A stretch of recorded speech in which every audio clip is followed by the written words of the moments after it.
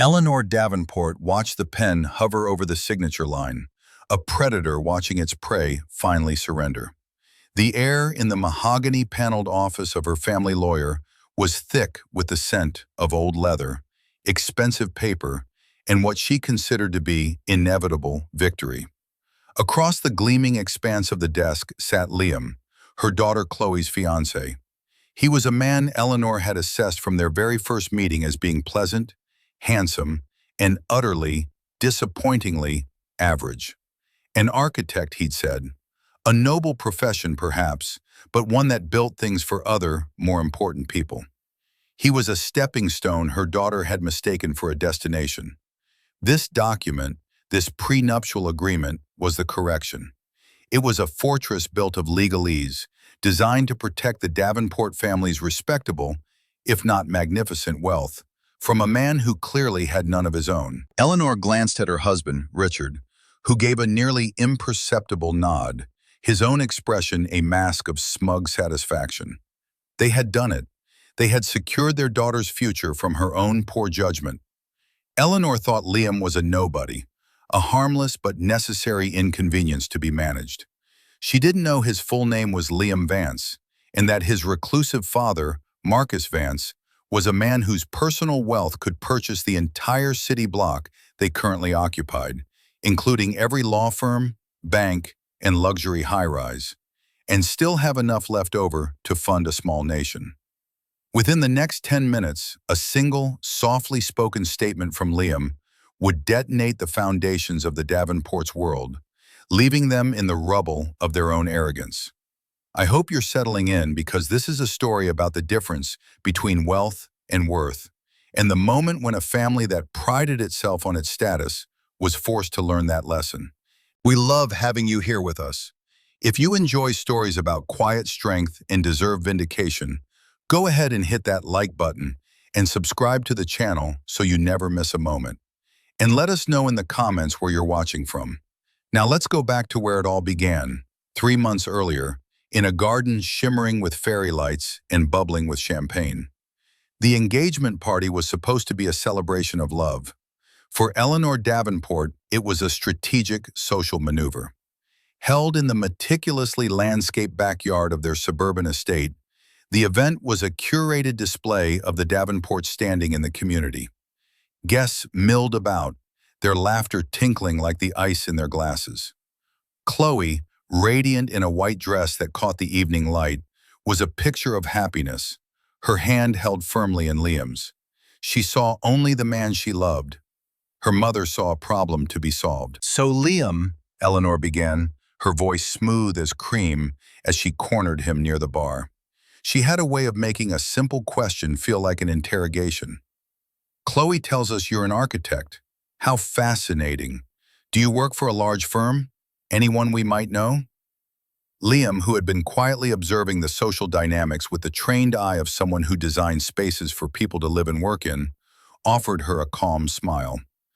"I run my own small firm, actually. Vance Designs. We specialize in sustainable urban projects." "Vance Designs," Eleanor repeated, the name meaning nothing to her. She tasted it and found it bland.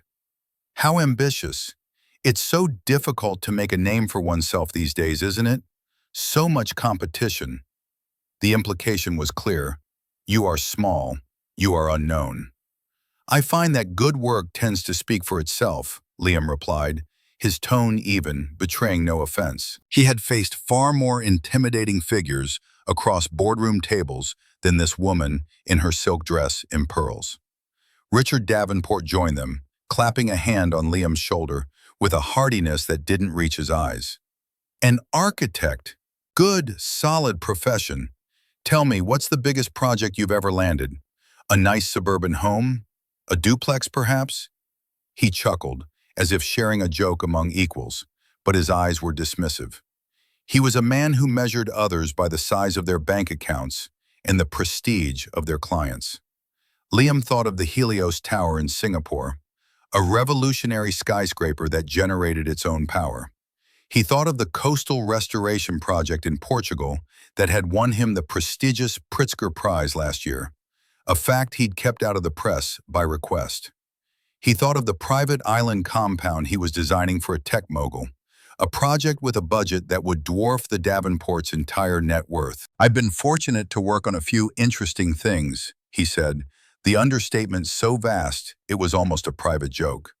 "Lately, my focus has been on a community revitalization project downtown." "Ah, charity work," Richard said, nodding with false magnanimity. "Commendable, but it doesn't pay the bills, does it?" He steered the conversation towards his own recent successes, a minor corporate litigation case he inflated into a legal epic. Liam listened politely, his gaze occasionally drifting to Chloe, who was now caught in a conversation with her aunt. He saw the slight tension in her shoulders, the forced brightness of her smile. She knew what her parents were doing, and she was letting them. This was the first cut, the first in a series of small humiliations designed to put him in his place. He felt the smooth, cool weight of his wallet in his jacket pocket. Inside was not a driver's license and a few credit cards, but a single folded piece of paper, a summary of his personal portfolio, a document whose bottom line could have ended this conversation in an instant. But patience was a form of strength, and Liam was a very, very strong man.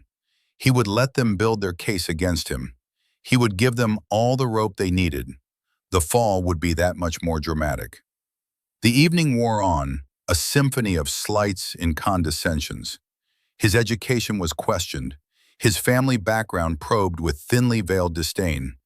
"You're from Northwood?" one of Chloe's cousins had asked, wrinkling her nose. "Isn't that industrial?" Liam simply smiled and nodded, letting their assumptions paint a picture of him that was entirely of their own making. He was a blank canvas, and they were filling it with the drab colors of their own prejudice. As the party wound down and the last of the guests departed, Chloe finally came to his side, her relief palpable. "I'm so sorry about them," she whispered, her eyes pleading for understanding. "They can be a little much." "They love you," Liam said, his voice gentle. "They just want to be sure you're taken care of." It was a generous interpretation, and they both knew it. "They were awful, Liam. The way my dad was talking about your job." She trailed off, ashamed. "It's okay, Chloe," he said, and he meant it. It was okay, because he wasn't marrying her parents. He was marrying her. But as he drove away from the grand house that night, a seed of doubt had been planted. Not about his love for Chloe, but about whether that love would be enough to withstand the corrosive influence of her family. He knew this was only the beginning. The battle had been joined, not with a declaration of war, but with the clinking of champagne glasses and the sweet poison of polite disdain. He was the underestimated hero, and his antagonists had just revealed their fatal flaw. They judged the book by its plain, unassuming cover, completely unaware of the epic story written inside.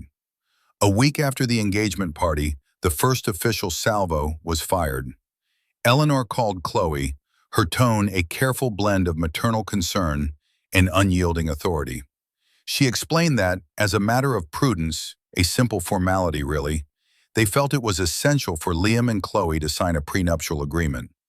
"It's not about not trusting Liam, darling," Eleanor had purred over the phone, a conversation Chloe relayed to Liam later that evening with a pained expression. "It's about protecting you, protecting the family assets. Things can get so messy, and it's just cleaner this way. Your father and I insist."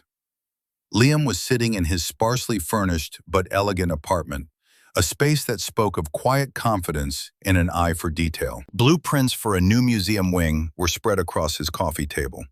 He listened as Chloe nervously explained her mother's position, her words tumbling over each other in her haste to soften the blow. "She doesn't mean it to be insulting, Liam, I swear. It's just how they are. They see everything as a business transaction," Chloe said, wringing her hands. "It's just a piece of paper. We can sign it and it'll be over, and they'll get off our backs." Liam looked at her, at the genuine distress in her eyes. He saw her trapped between the man she loved and the parents she felt obligated to please. This was her test, and for now, she was failing it. She was the silent enabler, the one who would allow the injustice to happen for the sake of peace. He felt a pang of disappointment, but it was quickly replaced by a calm resolve. He had expected this. "Okay," he said simply. Chloe stared at him, surprised. "Okay? Just okay? You're not mad?" "Why would I be mad?" he asked, his voice a model of reason. "Your parents are looking out for their daughter's financial security. That's understandable. If it makes them feel better, I have no problem with it. Send the papers to me when they're ready. I'll look them over." His easy acceptance had the opposite effect he intended for Chloe, but precisely the one he anticipated for her parents. For Chloe, it was a relief so profound it bordered on guilt. She had been prepared for a fight, for anger, for hurt feelings.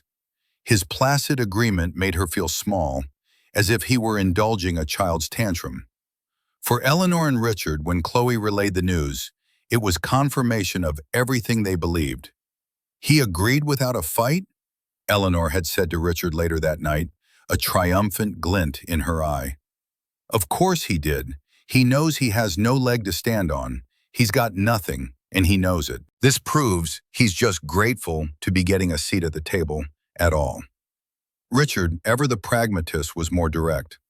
"Good. This simplifies things. I'll have Henderson draw up a draft. Ironclad. Everything that's ours stays ours. Everything that's hers stays hers. And anything they accumulate will have a clear line of demarcation." His tone suggested he didn't expect Liam to accumulate much of anything. Liam, meanwhile, made a phone call. It was not to a lawyer. Not yet. It was to a man named Arthur Sterling, a quiet, silver-haired gentleman who had managed the Vance family's private investments for over 40 years. "Arthur," Liam said, his voice losing the gentle cadence he used with Chloe and taking on a sharper, more focused edge. "I need a complete, non-redacted summary of my personal holdings and current liquid assets. And I need a separate projection of the Q3 earnings for the architectural firm." "Is everything all right, Liam?" Arthur's voice was warm, paternal. He had known Liam since he was a boy. "Everything is proceeding as expected," Liam replied, a hint of steel in his voice. "I'm getting married, Arthur, and my future in-laws are very keen on financial transparency." There was a pause on the other end of the line, then a soft chuckle. "Ah, I see. The Davenports, is it? Richard Davenport's firm has a substantial line of credit with a bank our holding company acquired last year. Small world." Liam's eyes narrowed slightly. "Is that so? Interesting. Just send me the documents, Arthur. I think they'll make for some illuminating reading." He hung up the phone. The game had changed. They thought they were dictating the terms of surrender. They had no idea he was preparing the battlefield for a war they didn't even know they were fighting. The prenuptial agreement, their symbol of power and control, was about to become his. He imagined the document, its dense paragraphs and legal jargon. It wasn't just a contract, it was a mirror. And when he was ready, he was going to force the Davenports to take a long, hard look at themselves in it. He picked up a pencil and returned to his blueprints, his hands steady, his mind clear. The lines he drew were clean, precise, and purposeful, just like the plan he was beginning to formulate. The humiliation was a necessary part of the construction.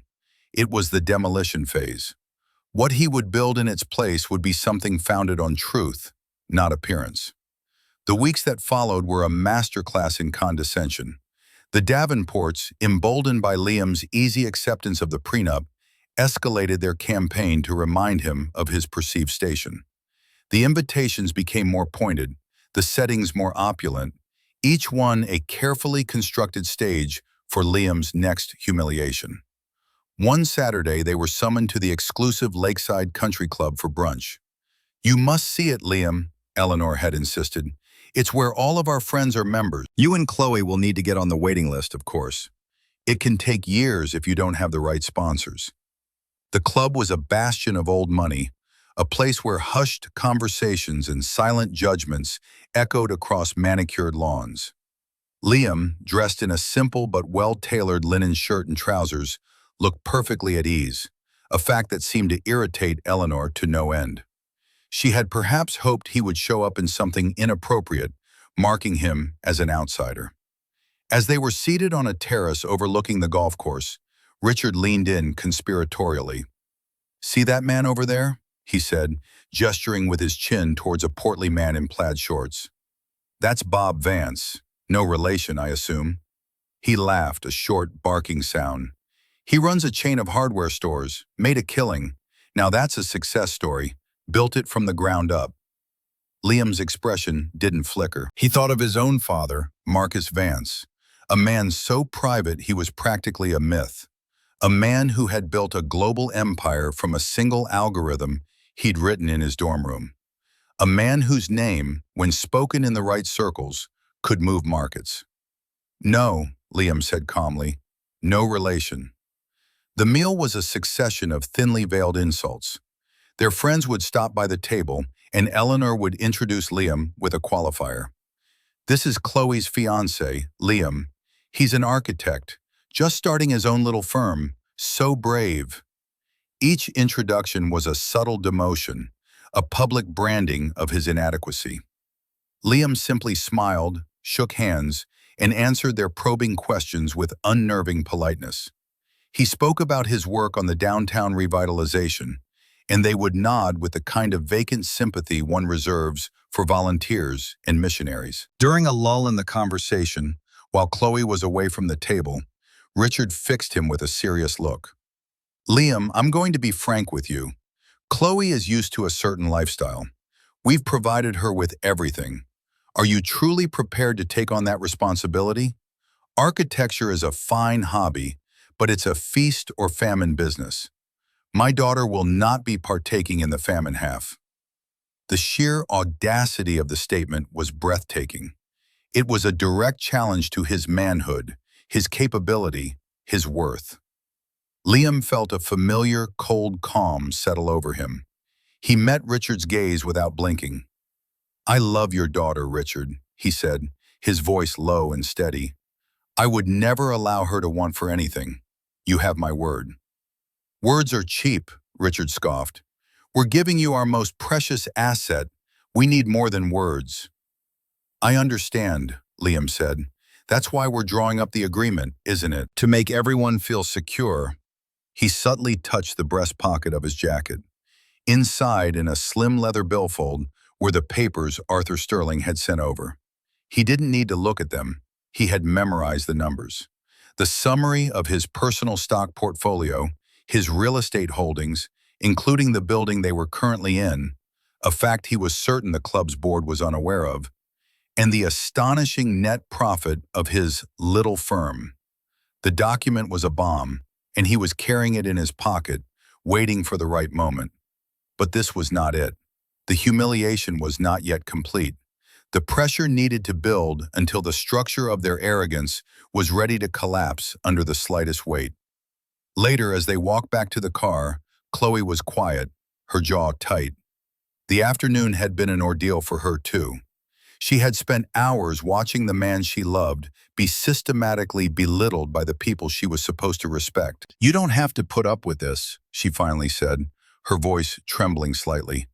"Why do you let them talk to you like that?" "They're your parents, Chloe," he said, unlocking the car.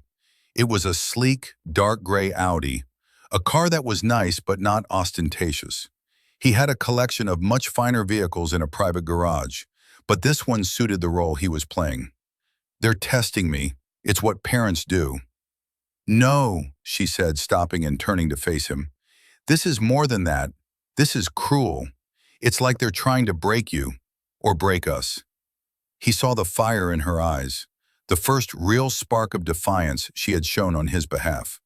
It was a small victory, but a significant one. "They can't break what's real," he said softly, taking her hand. "Let them have their games. We know the truth." But as they drove away, he knew that wasn't entirely correct. He knew the truth. Chloe only knew a part of it, and the Davenports knew nothing at all. They were living in a world of their own construction, a fragile facade of superiority. And Liam, the architect, knew better than anyone that a building with a flawed foundation is destined to fall. He was just choosing the time and place for the demolition. The draft of the prenuptial agreement arrived via courier a few days later. It came in a thick, intimidating envelope from Henderson and Klein, Richard's law firm. Liam was in his home office, the late afternoon sun streaming through the floor-to-ceiling windows, when the doorman announced its arrival. He accepted the package with a quiet "thank you," the weight of it feeling both significant and absurdly light. He laid it on his large oak desk, next to a scale model of a sustainable community project he was designing for a coastal town in Northern California. For a moment, he simply looked at the envelope, a symbol of the Davenports' profound insecurity and their complete misjudgment of his character. It was their declaration of terms, their list of demands. He poured himself a glass of water and sat down, his movements deliberate. He slit the envelope open with a silver letter opener, a gift from a client in Japan. The document inside was thick, nearly 30 pages long, filled with dense, suffocating blocks of text. He began to read. It was, as Richard had promised, ironclad. It was also deeply insulting. The language was stark and clinical, but the message was emotionally brutal. It meticulously cataloged every asset belonging to the Davenport family: their house, their investment properties, their stock portfolio, even specifying Eleanor's jewelry and Richard's collection of antique clocks.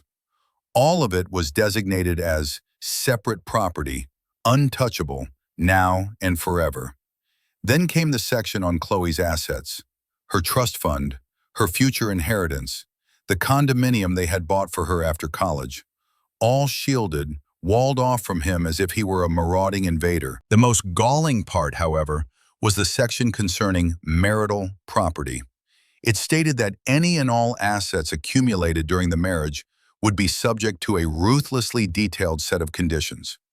Any business Liam started, any income he generated, would be considered 50% Chloe's from the first dollar. Yet any appreciation in the value of Chloe's existing assets would remain solely hers. It was a one-way street, a contract designed not for a partnership, but for a master and a subordinate. It assumed he was bringing nothing to the table, and that anything he might one day gain would be a direct result of his association with them. As he read, Liam did not feel anger. The insult was so profound, so cartoonishly villainous, that it bypassed anger and went straight to a place of cold, analytical clarity. He began to make a mental list, a quiet catalog of grievances. Grievance number 1, the assumption of my poverty. Grievance number 2, the dismissal of my profession. Grievance number 3, the public humiliations at the club and the party. Grievance number 4, this document, this monument to their arrogance, which presumes I am both a fool and a gold digger. He read every line, every subclause. He noted the way it was structured to give Chloe the sole right to their primary residence in the event of a divorce, regardless of who paid for it. He noted the waiver of spousal support, which only applied to her seeking it from him, not the other way around. They had thought of everything. They had built a perfect cage. When he finished, he leaned back in his chair and looked out at the city skyline. The sun was setting, painting the glass towers in hues of orange and gold. One of those towers, the tallest one, the one that defined the city's silhouette, was a Vance Corporation building. He had overseen the final stages of its design himself, anonymously, as a senior consultant. He picked up his phone and made a second call. This time, it was to a woman named Annalise Sterling, Arthur's daughter. While her father was a master of old-world finance, Annalise was a shark, one of the most feared corporate litigators in the country. She was a senior partner at the law firm that handled all of the Vance Corporation's most sensitive affairs. "Annalise," he said, his voice calm. "It's Liam Vance." "Liam," she replied, her voice crisp and energetic. "To what do I owe the pleasure?" I trust you're not in any actual trouble. Only the kind you'll enjoy, he said. I'm emailing you a document, a prenuptial agreement drafted by a firm called Henderson and Klein. He could almost hear her smile through the phone. Let me guess, they think you're a pauper and they're trying to protect the family silver. You're remarkably perceptive, Liam said. I want you to draft a response, a new prenuptial agreement, my own version. I want it to be a mirror image of theirs, but with our numbers. I want every clause they applied to me, applied to them. I want it to be fair, Annalise, but I also want it to be a lesson. Consider it done, she said, the enthusiasm in her voice palpable. This sounds like fun. When do you need it? I'll let you know, Liam said. The signing is not yet scheduled. The other party still believes they are in control of the timeline. He glanced at the insulting document on his desk. Let them enjoy that belief for a little while longer. The fall will be that much more satisfying. He hung up and stood, walking over to the window. He looked down at the city below, a complex network of lights, of lives, of interconnected systems. The Davenports saw the world in simple terms: status, money, power. They saw him as a simple man with simple ambitions. They had no idea about the complex, powerful machinery that was now silently turning its attention towards them. The list of grievances was complete. The response was being prepared. All that was left was to choose the moment for the great reversal. The final act of humiliation was, in Eleanor's mind, a gesture of magnanimity.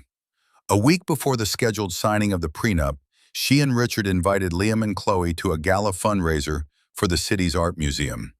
It was the premier event of the fall social season, a glittering affair where the city's elite gathered to see and be seen. It's important for people to see you, Liam, Eleanor had explained, her tone dripping with condescension disguised as kindness. It will help you make connections. You'll see how the real world works at this level. Liam agreed, as he always did, with a quiet grace that continued to unnerve them. When he and Chloe arrived, stepping out of his understated Audi, the Davenports were already there, holding court near the entrance. Eleanor's eyes did a quick, critical sweep of Liam's attire. He was wearing a classic, impeccably tailored tuxedo. It fit him better than Richard's, which was a touch too tight at the waist. This small detail was a minor annoyance to Eleanor. She had expected him to look out of place, perhaps in a rented suit. Instead, he looked like he belonged there more than anyone. The evening unfolded as a series of carefully orchestrated power plays. Richard would introduce Liam to his business associates, men who ran powerful banks and investment firms. This is Liam, Chloe's fiancé, he would say. He's an architect, very creative. The word creative was delivered as if it were a synonym for unprofitable. The men would give Liam a cursory handshake and a dismissive glance before turning back to Richard to talk about stock prices and mergers.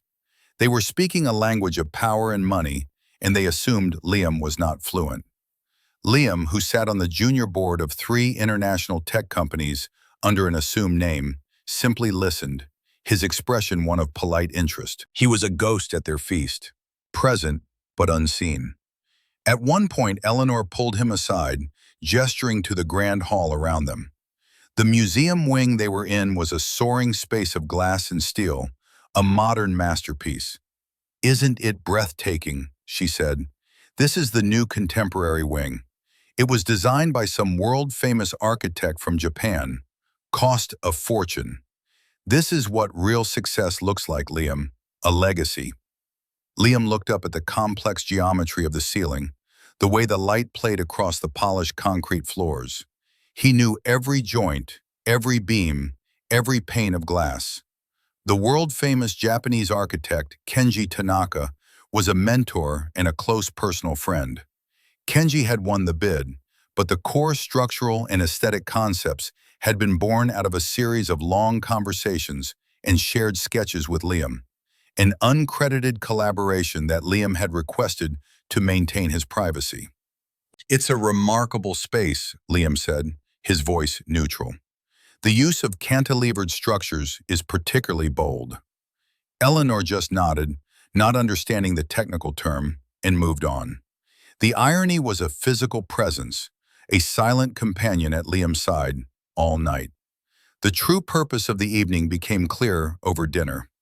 Seated at a prime table, Richard leaned across the floral centerpiece. "Liam," he began, his voice low, "about this prenup. My lawyer Henderson tells me you've had the draft for over a week. We haven't heard anything back. We're scheduled to sign on Tuesday. I trust there are no issues?" "I've been reviewing it," Liam said calmly.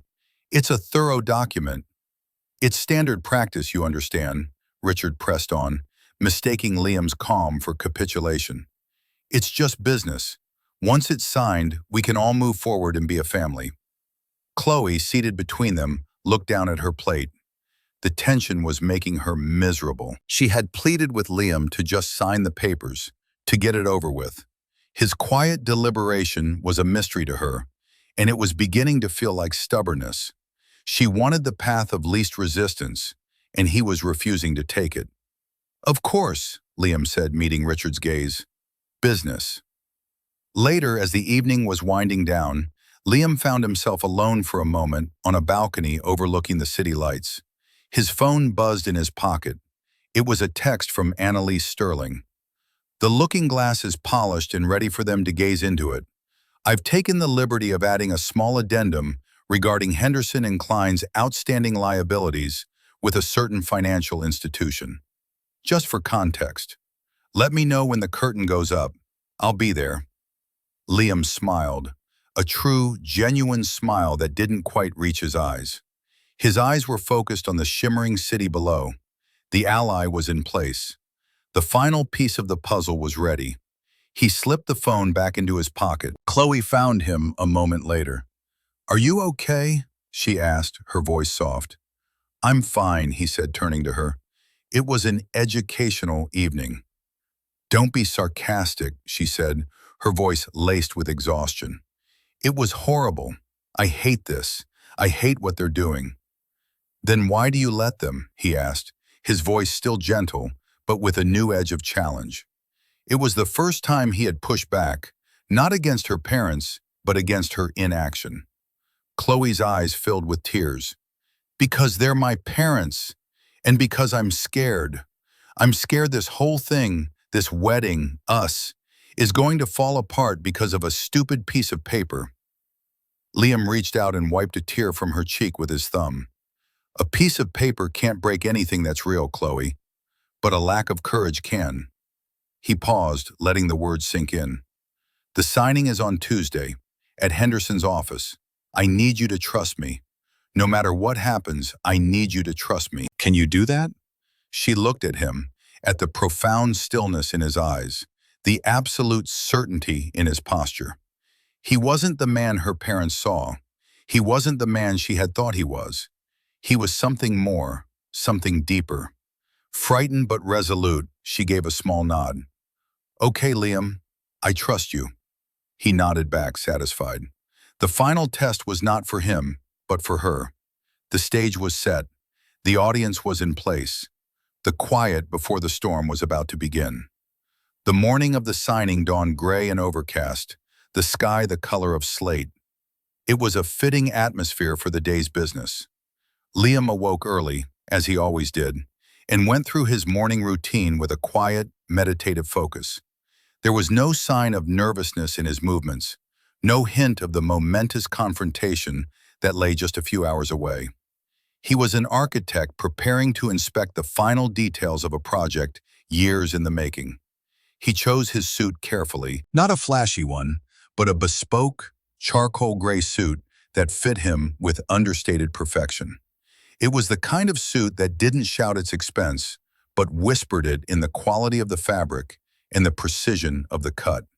With it, he wore a simple white shirt and a dark navy tie. He was dressing not for a surrender, but for a board meeting where he held all the proxies. In his briefcase, alongside a portfolio of his own design work, he placed two documents. One was the insulting draft from Henderson and Klein, now marked with a few, almost imperceptible notes in the margins. The other was a thicker, more substantial document, bound in a simple blue cover. It was the prenup Annalise Sterling had drafted. It was the mirror. Chloe was a bundle of nerves. She had barely slept. "Are you sure about this, Liam?" she asked for the 10th time as he drove them towards the downtown district where the law offices were located. "We could just sign their version. It would make everything so much easier." "Easier is not always better," he said, his voice calm and reassuring. He reached over and took her hand. It was cold. "I told you to trust me. The time for that is now." They arrived at the building that housed Henderson and Klein. It was a respectable, if slightly dated, glass tower from the 1980s. As they rode the elevator up to the 24th floor, the silence was heavy. Chloe fidgeted with her purse. Liam stood perfectly still, his eyes on the ascending floor numbers. The law office was exactly as Liam had imagined it, a sea of beige carpets, dark wood furniture, and framed prints of hunting scenes. It smelled of weak coffee and old paper.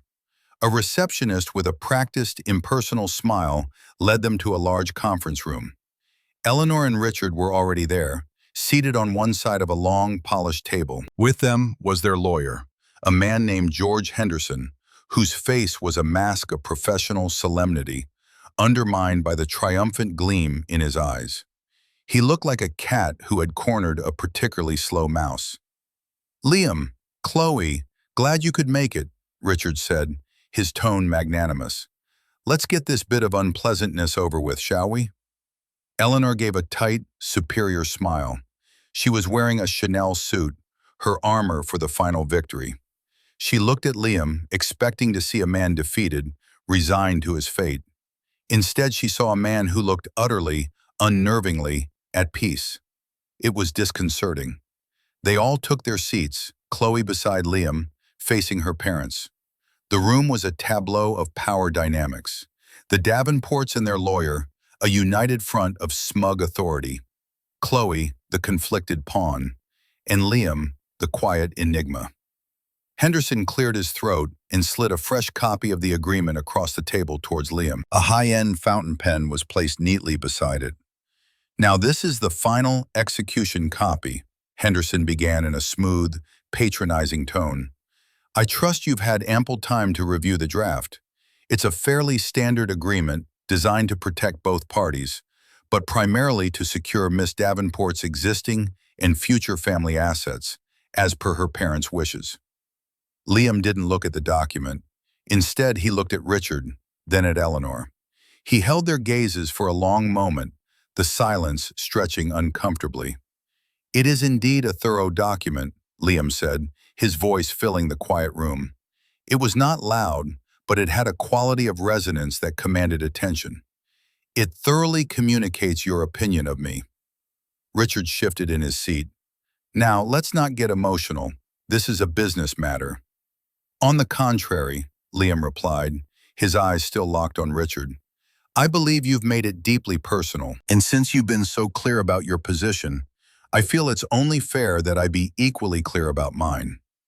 He pushed the unsigned contract and the expensive pen back towards the center of the table. "I won't be signing this." The statement landed in the room with the force of a physical blow.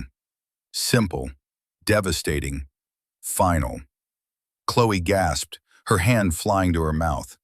Richard's face, which had been a mask of smugness, began to harden into a scowl. Eleanor's smile faltered, replaced by a look of sheer disbelief. "What do you mean you won't be signing it?" she demanded, her voice sharp. "After all this, you agreed." "I agreed to review it," Liam corrected her gently. "I never agreed to sign it. I wanted to see what it was you truly valued, and now I know." "This is a deal-breaker, son," Richard said, his voice low and threatening. "You sign that paper or this wedding is not happening. It's that simple." "You're mistaken," Liam said, his calm unwavering in the face of their shock and anger. "The wedding is not the subject of this meeting. Your profound and systematic disrespect is. We need to talk about that. I've made a list." He leaned forward slightly, his hands clasped on the table. The quiet man they had all underestimated was gone. In his place was someone they did not recognize, someone who radiated an authority that had nothing to do with money and everything to do with absolute, unshakable self-worth. The storm had arrived. "A list?" Eleanor scoffed, a brittle laugh escaping her lips. "How dare you? After we've welcomed you into our home, into our lives?" "Let's talk about that welcome," Liam said, his voice cutting through her protestations with surgical precision. The first item on his list of grievances was now being presented. "Let's talk about the engagement party, where you and Richard spent the entire evening quizzing me on my finances and belittling my career in front of your friends. You didn't ask about my passions, my values, or my love for your daughter. You asked about the size of my projects and the prestige of my firm." Richard's face flushed a deep red. "We were just making conversation, getting to know you." "No," Liam countered, his voice dropping to a near whisper, yet carrying more weight than ever. "You were measuring me, and you found me wanting based on a set of assumptions that exist only in your own minds. Let's talk about the country club, where you paraded me around like a charity case you were generously sponsoring for the day, where you openly mocked my small firm and my commendable charity work." He turned his gaze to Eleanor, and she visibly flinched. "Let's talk about the museum gala. You showed me the new wing, a building you praised as a legacy of real success, and you had no idea that I was the uncredited lead designer on that project. The world-famous architect you mentioned, Kenji Tanaka, is a dear friend who asked for my collaboration." The air went out of the room. Chloe stared at Liam, her eyes wide with a dawning, shocking understanding. Her parents were speechless, their faces a mixture of confusion and disbelief. "And finally," Liam said, his voice returning to a normal volume, his point made, "let's talk about this document." He tapped the prenup with a single finger. "This isn't an agreement. It's an indictment. It's a 30-page testament to your belief that I am a worthless, opportunistic fool. It is the ultimate act of disrespect not only to me, but to your own daughter and her judgment." He paused, letting the weight of his words settle in the suffocating silence. He had held up the mirror. Now they were forced to look. "You have fundamentally misunderstood who I am," Liam continued, his tone shifting from accusation to simple fact. "You judge me by the car I drive, the quietness of my demeanor, and my refusal to brag about my accomplishments. You saw humility and mistook it for poverty. You saw patience and mistook it for weakness." Just then there was a soft knock on the conference room door. Before Henderson could say anything, the door opened. A woman entered. She was tall, impeccably dressed in a dark, powerful suit, her silver blonde hair pulled back in a severe bun. She carried a leather briefcase and radiated an aura of such intense competence that everyone in the room, including Henderson, sat up a little straighter. "Sorry to interrupt," she said, her voice crisp and clear. "My name is Annalise Sterling. I'm Mr. Vance's legal counsel. I believe you have a document of mine." She walked to the table and placed her briefcase down with a soft click. She looked at the stunned faces of the Davenports and their lawyer, her expression utterly neutral. Richard was the first to find his voice, though it was strained. "Vance? I thought... the hardware store." Liam gave a small, sad smile. "No, Richard, no relation to the hardware store. My full name is Liam Vance. My father is Marcus Vance." The name hung in the air for a moment, meaningless. Eleanor and Richard just stared. They were not in the circles where that name was spoken. But George Henderson, the lawyer, knew. His face went bone white. His professional composure dissolved into naked, primal fear. He looked from Liam to Annalise Sterling, and a terrible, dawning comprehension washed over him. "Marcus Vance?" Henderson whispered, his voice cracking. "As in, the Vance Corporation?" Annalise Sterling gave a curt nod. "The very same." She opened her briefcase and took out the blue-bound document. "Mr. Vance has no intention of signing your proposal," she said, her tone laced with contempt. However, in the interest of moving forward with his marriage to Miss Davenport, he has prepared a counter-proposal, a prenuptial agreement that accurately reflects the financial realities of the situation. She slid the document across the table. It landed in front of Richard with a soft thud that sounded like a gavel. The power dynamic in the room had not just shifted, it had been completely and irrevocably inverted. The judges had become the judged. The mouse had revealed itself to be a lion, and the cats were suddenly very, very small. Richard Davenport stared at the blue-bound document as if it were a venomous snake. He didn't dare touch it. The name Marcus Vance was echoing in his mind, connecting dots he hadn't known existed. The Vance Corporation wasn't just some faceless conglomerate, it was a behemoth, a silent giant in global finance, technology, and real estate. Its holdings were vast and labyrinthine. George Henderson, his face still pale, was frantically, silently, trying to recall every interaction his firm had ever had with any entity even remotely connected to that name. His mind was a whirlwind of panic. Annalise Sterling broke the silence, her voice as sharp as breaking glass.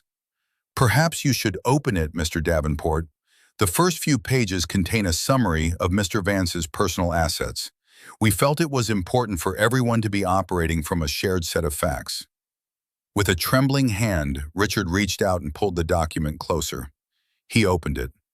Eleanor leaned in, her face a mask of horrified curiosity.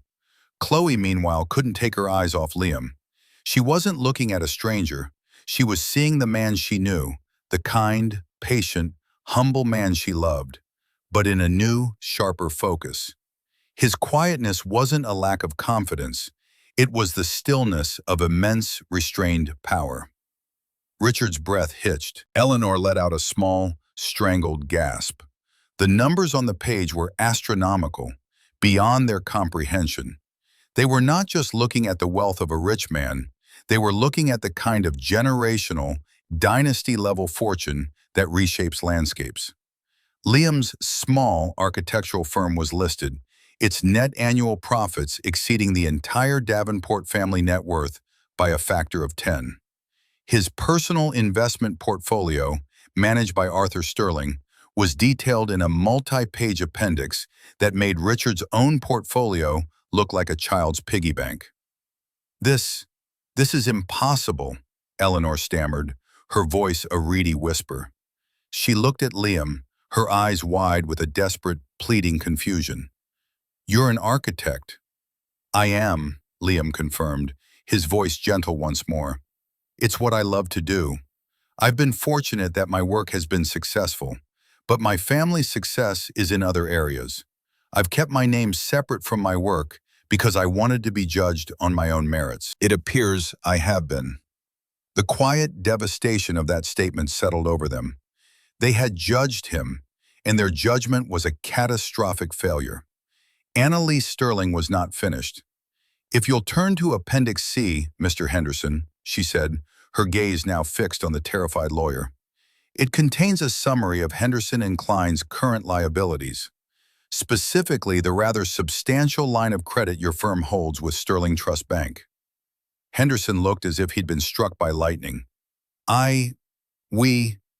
Sterling Trust Bank," Annalise continued, her voice relentless, "was fully acquired by a Vance Corporation holding company 6 months ago, which means, Mr. Henderson, that my client, Mr. Vance, is effectively your firm's primary creditor." Richard looked from Henderson to Liam, his face a canvas of dawning horror. His law firm, his pride and joy, the source of his smug superiority, was financially beholden to the very man he had just spent 3 months systematically insulting. "And there's more," Annalise said, her tone becoming even colder. "Your firm's largest client, a manufacturing company called Omnicorp, is currently the subject of a hostile takeover bid. The acquiring party, a private equity firm, is financed exclusively by the Vance Corporation. The deal is set to close next week. If it does, Omnicorp's new leadership will be reassessing all its legal and professional contracts, including yours. This was the final, fatal blow. Richard slumped back in his chair, all the air going out of him. His entire professional world was teetering on a precipice, and he had just spent months insulting the man who held the rope. Eleanor was white-faced, her hands trembling in her lap. The Chanel suit no longer looked like armor. It looked like a costume on a woman who had just forgotten all her lines. Her world of status, of appearances, of judging others from a position of perceived superiority had been a fragile illusion, and it had just been shattered into a million pieces. "Now," Liam said, his voice cutting through the wreckage. He took Chloe's hand, his touch a grounding force in the chaos. "This new agreement," he nodded towards the blue document, "it is a mirror of the one you presented to me. It protects my assets, which, as you can see, are substantial. It designates my family inheritance as separate property. It ensures that in the unlikely event of a divorce, your daughter will be treated fairly and generously, but it also protects me from the kind of predatory litigation your own documents seem to anticipate." He looked directly at Chloe, his eyes full of a love that was now mixed with a profound sadness for what she had been put through. "Chloe, I love you. I want to build a life with you, a real partnership. This document ensures we can do that on a foundation of truth and mutual respect." He then turned his gaze back to her parents. "I don't need you to sign it. This is my offer, my terms. The wedding will proceed if and only if Chloe agrees to marry me, knowing everything. Your approval," he said, the words landing with devastating finality, "is no longer a relevant factor in the equation." The reversal of fortune was absolute. The ones who had demanded now had to plead. The one who had been diminished now held all the power. The room was silent, save for the sound of Richard's ragged breathing. Eleanor stared at her hands, unable to meet anyone's gaze. They had sought to secure their daughter's future and had, through their own hubris, nearly destroyed their own. The quiet bomb had gone off, and the fallout was just beginning. The immediate aftermath was a scene of utter disintegration.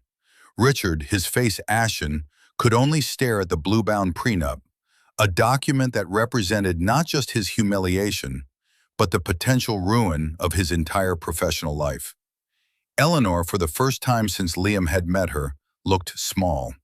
Her carefully constructed facade of aristocratic superiority had crumbled, leaving behind a bewildered, frightened woman. "Liam, we didn't know," she stammered, the words catching in her throat. It was a pathetic attempt at an apology, an excuse masquerading as remorse. "That is the entire point, Eleanor," Liam said, his voice devoid of anger, filled only with a deep, resonant disappointment. "You didn't know. You didn't care to know. You made a judgment based on nothing but your own prejudice. You decided who I was, and you treated me accordingly." George Henderson, seeing his career flashing before his eyes, scrambled to recover. "Mr. Vance, Liam, perhaps we can discuss this. There's no need for any drastic action. My firm, we would be honored to—" Annalise Sterling cut him off with a glacial stare. "Mr. Henderson, I suggest you remain silent and advise your clients. Your firm's fate is no longer in your hands. It will be decided based on your client's next actions, and more importantly, on Mr. Vance's generosity." The threat was unspoken but crystal clear. Their survival depended on Liam's grace. Liam stood up, pulling Chloe's chair back for her. He looked only at her, his eyes searching her face. Her expression was one of shock, but also of dawning clarity. She was seeing her parents not as the powerful, all-knowing figures of her childhood, but as flawed, prejudiced people. "Chloe," he said softly, his voice for her ears only. "Let's go. We have nothing more to discuss here." He started to lead her towards the door, leaving her parents and their lawyer stewing in the toxic silence. "Wait!" Richard's voice was desperate. He lunged forward, his hand grabbing Liam's arm. The confident, condescending patriarch was gone, replaced by a pleading, terrified man. "Please, son, don't do this. We made a mistake, a terrible mistake. Don't punish us for it. Don't ruin me." Liam stopped and looked down at Richard's hand on his arm, then back up at his face. He felt no triumph, only a profound sense of pity. "This was never about punishing you, Richard," he said, his voice low and firm. "It was about protecting myself and your daughter from you, from your arrogance, from your belief that a person's worth is measured by their bank statement." He gently removed Richard's hand from his arm. "Whether or not you are ruined is up to you. It will depend entirely on whether you are capable of learning from this." He then looked at Chloe. "The choice is yours. Do you want to stay here with them, or do you want to leave with me and start our life?" This was the moment, the ultimate test for her.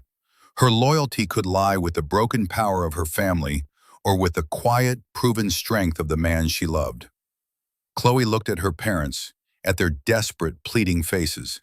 She saw the ugliness of their behavior laid bare.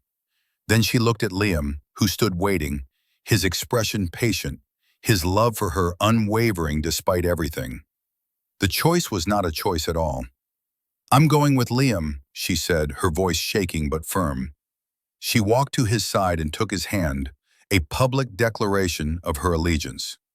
Eleanor let out a soft sob. It was the sound of a mother not just losing an argument, but losing the moral authority she never realized she had taken for granted.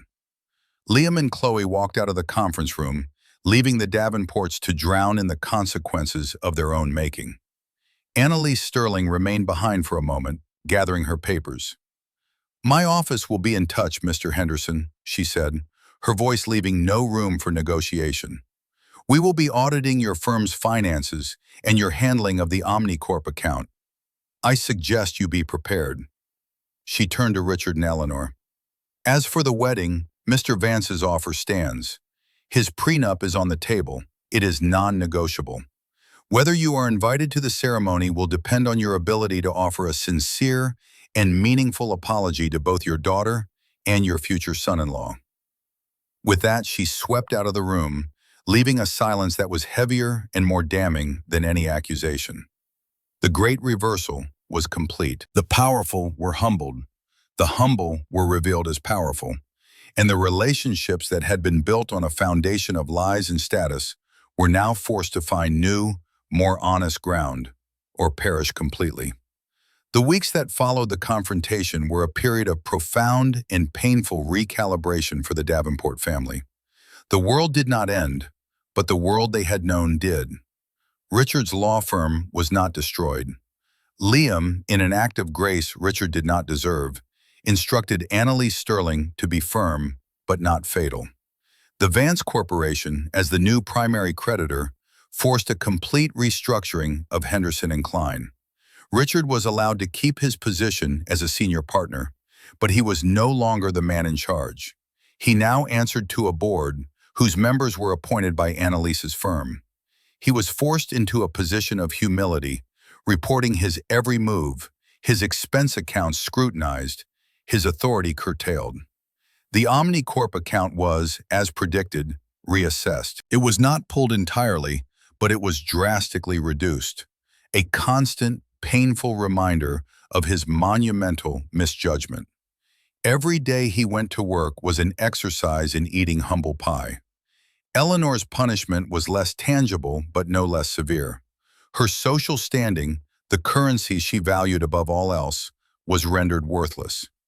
News of the incident didn't spread through gossip columns, but the shift in the family's fortunes was palpable. The invitations to exclusive events began to dry up. The fawning calls from her friends became less frequent.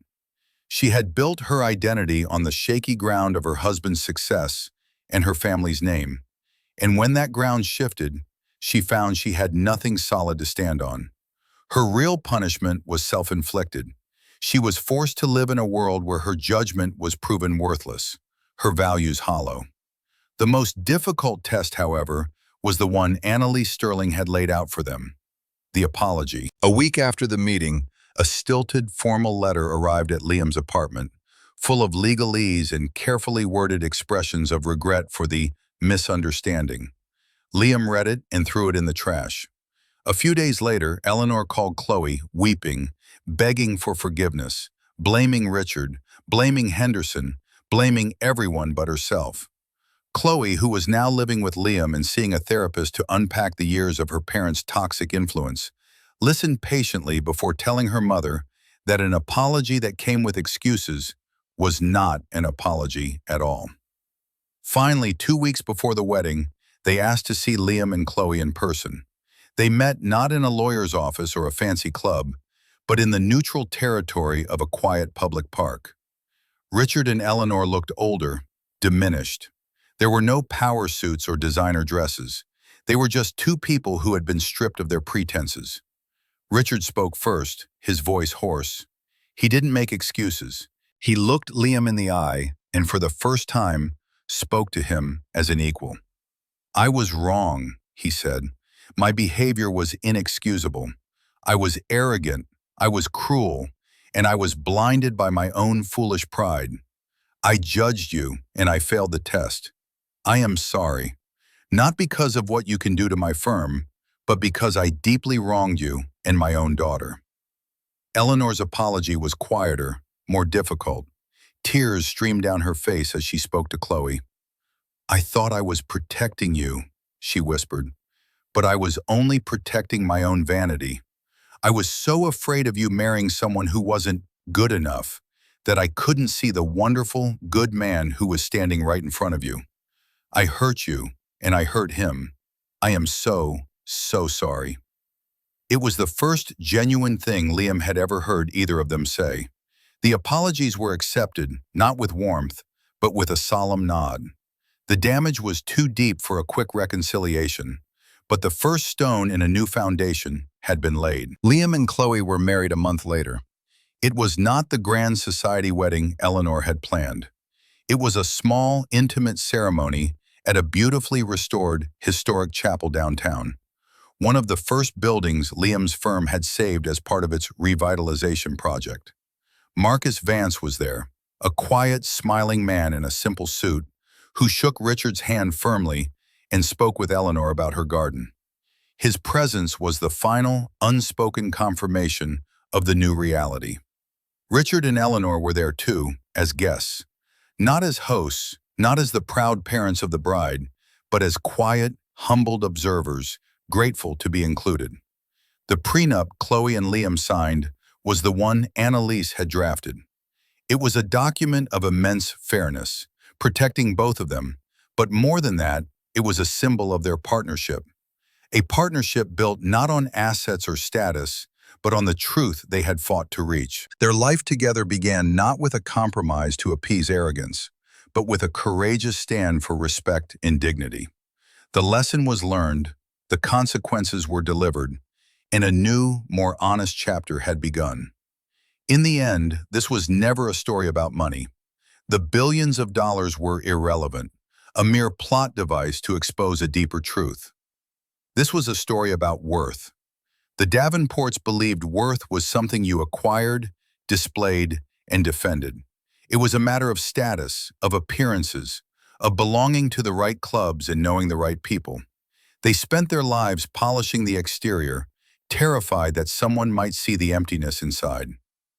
Liam knew that true worth is not external, it is internal.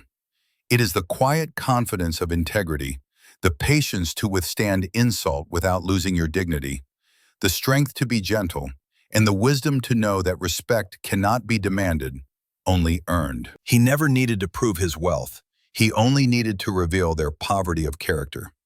The greatest vindication was not in their downfall, but in the quiet triumph of his own principles. He maintained his moral high ground, never stooping to their level, never becoming cruel or petty. His victory was not in crushing them, but in forcing them to see themselves, and in doing so, giving them the slimmest chance at redemption. And what of Chloe? She learned the hardest lesson of all, that sometimes the people who love you the most can also be the most damaging, and that true adulthood begins the moment you have the courage to choose your own values over the ones you inherited. Her love for Liam was real, and it was that reality that gave her the strength to weather the storm and come out the other side, not as a Davenport, but as a Vance. A name she now understood meant more than just money. It meant integrity. It's a powerful reminder, isn't it, that the quietest person in the room is often the most powerful. That true strength doesn't need to announce itself.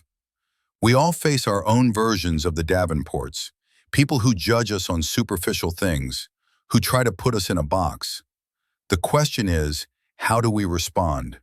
Do we let their judgment define us, or do we hold fast to our own sense of worth, patiently waiting for the moment to reveal the truth?